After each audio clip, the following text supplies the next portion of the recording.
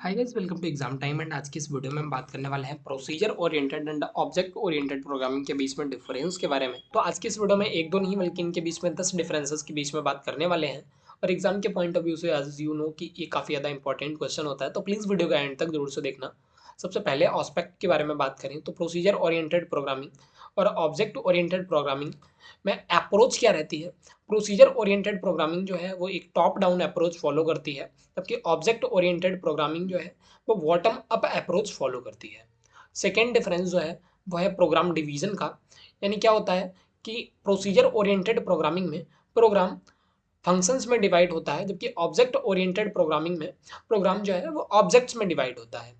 Third point की बात करें, इससे पहले गाइस बताना चाहूंगा कि ये जो मैं ऑस्पेक्ट्स की बात कर रहा हूँ, अप्रोच, प्रोग्राम डिवीजन, आप अगर इनको याद कर लेते हैं, ये 10 पॉइंट्स जो यहाँ पर इस वीडियो में बताऊंगा, इन 10 पॉइंट्स को याद कर लेते हैं, तो आगे प्रोसीजर ओरिएंटेड प्रोग्रामिंग और ऑब्जेक्ट ओरिएंटेड प्रोग्रामिंग इनके बीच में डिफरेंस अगर आप इस वीडियो को कंप्लीट देख लेते हैं 102 बार, तो आप क्लियरली उसको लिख पाएंगे। बस आपको याद क्या करना पड़ेगा, इन एस्पेक्ट्स को याद करना पड़ेगा। तो थर्ड पॉइंट की बात करें, ये है डेटा सिक्योरिटी का।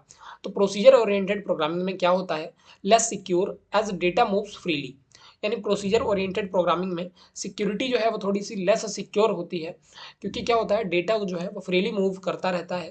जबकि ऑब्जेक्ट ओरिएंटेड प्रोग्रामिंग में क्या होता है, एनकैप्सुलेशन टर्म जो है वो आपने पढ़ा होगा, और इसकी वजह से डेटा को जो है वो एक्स्ट्रा सिक्योरिटी जो है वो मिल पाती है। फोर्थ जो है वो है डेटा एक्सेस का, कि functions can access all data. Procedure oriented programming में फंक्शंस सभी डेटा को जो है वह एक्सेस कर सकते हैं, जबकि ऑब्जेक्ट ओरिएंटेड प्रोग्रामिंग में क्या होता है, members function axes data with in their class. यानी जो मेंबर फंक्शन होते हैं वो अपनी क्लास का ही डेटा जो है वह एक्सेस कर सकते हैं। फिफ्थ पॉइंट जो है वह है रीयूजेबिलिटी का। और इसमें प्रोसीजर ओरिएंटेड प्रोग्रामिंग में क्या होता है, लिमिटेड कोड रीयूजेबिलिटी।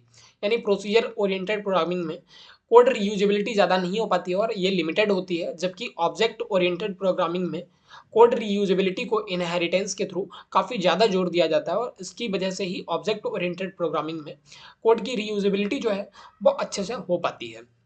सिक्स जो है वो है ओवरलोडिंग का।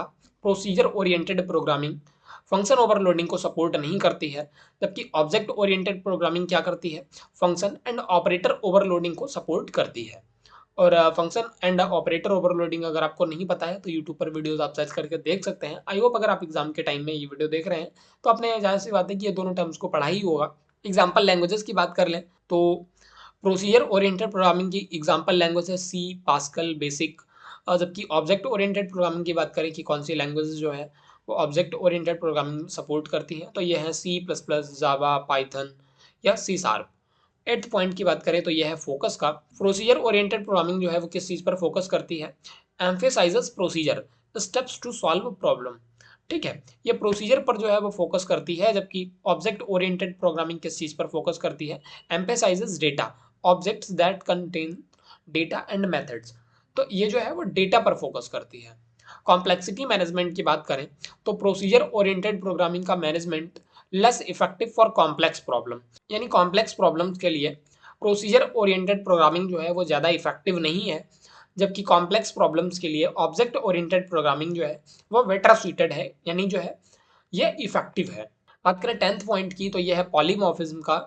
और प्रोसीजर ओरिएंटेड प्रोग्रामिंग जो है वो पॉलीमॉर्फिज्म सपोर्ट नहीं करती है, जबकि ऑब्जेक्ट ओरिएंटेड प्रोग्रामिंग पॉलीमॉर्फिज्म को सपोर्ट करती है। तो फिलहाल गाइस ये थे procedure oriented programming and object oriented programming के बीच में 10 डिफरेंसेस।